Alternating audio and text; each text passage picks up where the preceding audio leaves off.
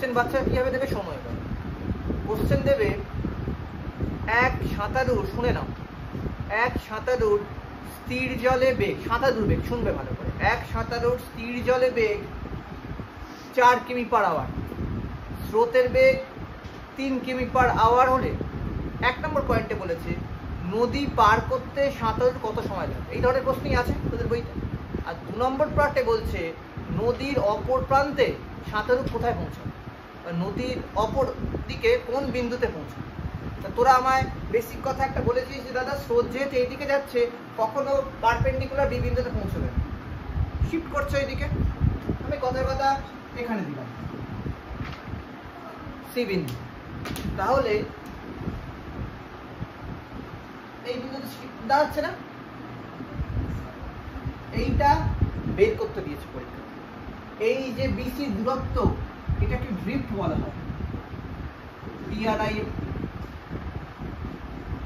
Drift বলা হয়। হ্যাঁ, তোমাদের পরীক্ষায় তো এইভাবে কথা থাকবে না, পরীক্ষাতে বের করতে দেবে কতটা সরে যাবে বা কোন বিন্দুতে পৌঁছবে, সেই কতটা দূরত্ব সরে যাচ্ছে সেটা নির্ণয় করো, তখন ড্রিফট বের করো।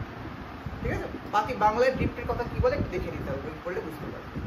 আচ্ছা, বোঝা গেল কোশ্চেনটা। তো 1 নম্বর কোশ্চেন কেমন থাকতে পারে? 1 নম্বর কোশ্চেন দেখো, 1 নম্বর আগের গল্পটা বলতে হবে না তো, ছবিটা বুঝতে পারছিস তো, 3 কিমি কোনটা 2 কিমি কোনটা ওগুলো গল্প দিয়ে দেবে একটা। 1 নম্বর পয়েন্টে বলেছে নদী পার করার সময় কত লাগবে, নদী পার করতে সময় কত লাগবে।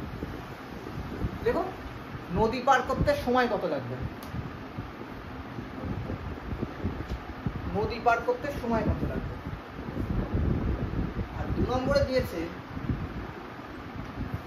নদীর অপর প্রান্তে, নদীর অপর প্রান্তে কোথায় বা কোন বিন্দুতে পৌঁছাবে, অপর প্রান্তে কোথায় বা কোন বিন্দুতে পৌঁছাবে।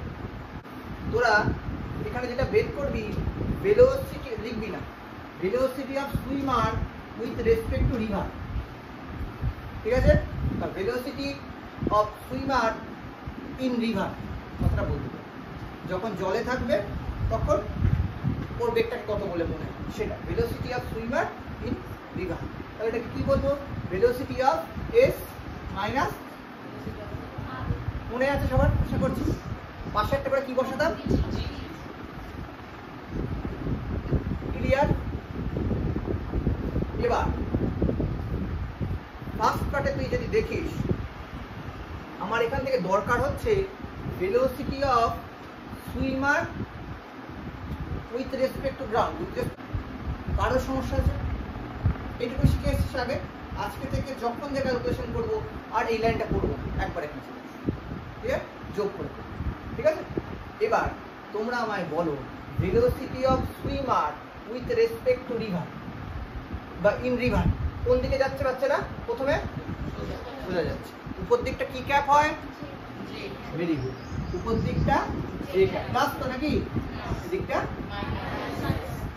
এটা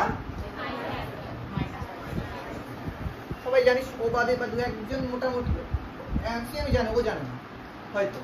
তাহলে এখানটাতে আমি আই ক্যাপ জি ক্যাপ সাজিয়ে নিলাম। হ্যাঁ, তাহলে প্রথম পার্টটাতে আমি বলেছি সাঁতারু velocity of swimmer with in river, সোজা যাচ্ছে সাঁতার কেটে, সোজা যাচ্ছে, সোজা কোথায়, এই বিন্দু, কোন ক্যাপ হবে, কত বেগে যাচ্ছে বাচ্চারা, তাহলে ভেলোসিটি অফ এস আর কে রিপ্লেস করবো 4j cap. Velocity of river with respect to ground, দর্শক দাঁড়িয়ে আছে, কোনো সাঁতারু মনে কর জলে নেই, স্রোত বয়ে যাচ্ছে একদিকে, কোন দিকে বয়ে যাচ্ছে স্রোত, কত বেগে বয়ে যাচ্ছে বাচ্চারা, কি ক্যাপ হবে,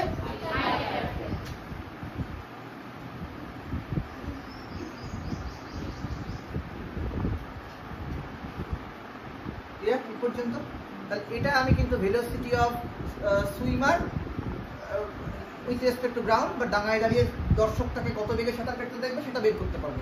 এবার দেখো ফার্স্ট কোশ্চেনে তোমাদেরকে দিয়েছে নদী পার করার সময় কত, প্রবলেমে আসছে, প্রবলেম 1 নদী পার করার সময়।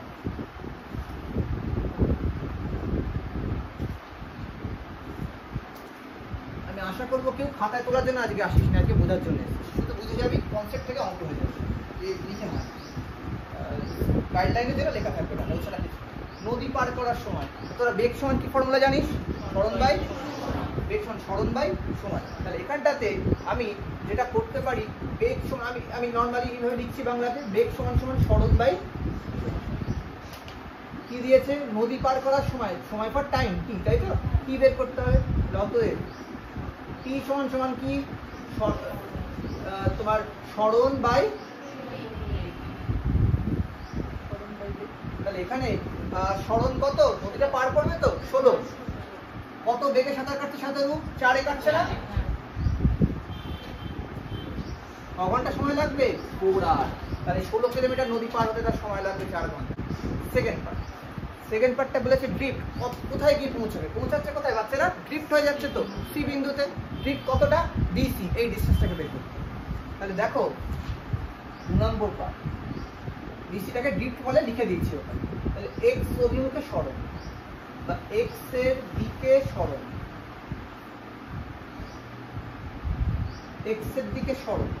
আচ্ছা, বেগ সমান কি ফর্মুলা, সরণ বাই, বেগ সমান সরণ বাই সময়।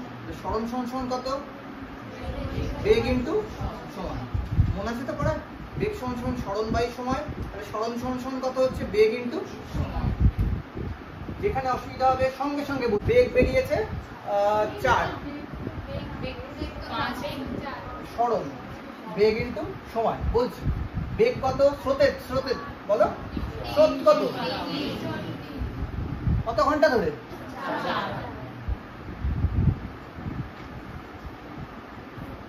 তাহলে বি থেকে সি ড্রিফট কতটা হলো, তাহলে কত কিলোমিটার সরে যাচ্ছে,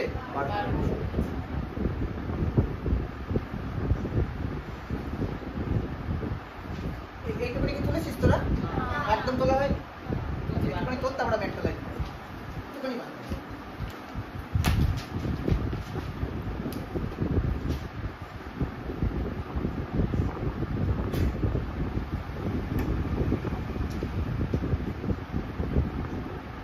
এইটা সবার ক্লিয়ার তো, কেন সরণ বাড়া হলো, এক্স এর অভিমুখ বলতে এইদিকে সরেছে কতটা, এখান থেকে বের করে দেবো, কার জন্য সরছে এইদিকে, তোদের মনে হতে পারে, শুনে নাও একটা, কারোর মনে ডাউট হতে পারে, আশা করছি হবে না, দু একজনের যদি তাদের জন্য কথা বলছি। তোদের মনে হতে পারে, দাদা তুমি তো বললে সাঁতারু 4 কিলোমিটার বেগে সাঁতার কাটছে, তা তুমি এখানে 3 কেন বসালে, সাঁতারু তো 4 কাটছে, কিন্তু তার 3টা কি করছে, টেনে নিয়ে আসছে তো, বেগ তো 3টার জন্য হচ্ছে, তাহলে 3 কতক্ষণ ধরে, 4 ঘন্টা। কোশ্চেনে দেওয়া নেই, বলছে সুইমার দ্বারা, সাঁতারু দ্বারা অ্যাকচুয়ালি কতটা পথ অতিক্রম করেছে। তার যাওয়ার কথা ছিল 16 কিলোমিটার স্ট্রেট, সে অলরেডি কিন্তু কতটা শিফট করে গেছে, 12 শিফট করে গেছে, কিন্তু সেটা এরকম ভাবে যাচ্ছে না, সেটা এরকম ভাবে যাচ্ছে, সে অ্যাকচুয়ালি কতটা পথ গেছে। অ্যাকচুয়াল পথ কোনটা, এ থেকে সি পর্যন্ত অ্যাকচুয়াল পথ না, এটাই তো সে সাঁতার কেটেছে স্রোতের জন্য, এইটাকে বের করতে হবে। মানে এটা অলরেডি 12 হাতে দেওয়া আছে, এটা 16, তাই তো বাচ্চারা, পিথাগোরাস থিওরেম জানা আছে সবার, অতিভুজ স্কয়ার সমান সমান লম্ব স্কয়ার প্লাস ভূমি স্কয়ার, ছেড়ে দাও, হয়ে গেছে। তাহলে লিখে নাও সাঁতারু দ্বারা অ্যাকচুয়াল দূরত্ব অতিক্রম, ইংরেজিতেই লেখ, সাঁতারু দ্বারা অতিক্রান্ত অ্যাকচুয়াল দূরত্ব। ছবিতে দেখ, এসি স্কয়ার, পিথাগোরাস থিওরেম, অতিভুজ স্কয়ার সমান সমান কি পড়েছি, লম্ব স্কয়ার প্লাস, ছবিতে দেখো BC square plus AB square, তাহলে শুধুমাত্র এসি কত, √ওভার হয়ে যাবে তো। আচ্ছা, বিসি ভ্যালু কত, 12, 2x স্কয়ার, কত সোজা জিনিস দেখো, প্লাস এবি মানে কত বাচ্চারা, 4, কোন পাঠা বলতে 4,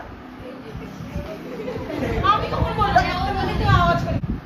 আচ্ছা, দুটোকে যোগ করলে 400 না, 20 হচ্ছে না, তাহলে যাওয়ার কথা ছিল 16, গেল কতটা পথ, 20 কিলোমিটার। তার অ্যাকচুয়াল, তার নিজস্ব স্পিড ছিল 4 কিমি/আওয়ার, স্রোত থেকে 3 টানছিল, এদিকেও পড়ে, মুছছি না কিছু, এই পার্টটা মুছবো, এই পর্যন্ত থাকবে, 3 কিমি স্রোতটাকে টানছে, অ্যাকচুয়ালি সে কত স্পিডে সাঁতার কাটছে, তার নিজস্ব স্পিড 4 কিমি/আওয়ার, স্রোত এইদিকে টানছে 3 কিমিতে, তাহলে অ্যাকচুয়ালি সে কত স্পিডে সাঁতার কাটছে, অ্যাকচুয়াল স্পিড করছে।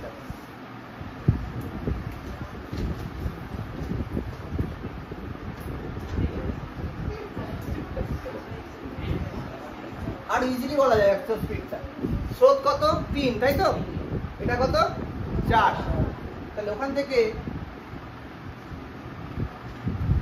এই এসি বরাবর স্পিড কত হচ্ছে, এভাবে করে নেওয়া যেতে পারে, √4 স্কয়ার প্লাস 5 কিমি/আওয়ার। সেই ডিস্টেন্স যেমন বেশি করছে তার স্পিডটাও কিন্তু বেড়ে যাবে।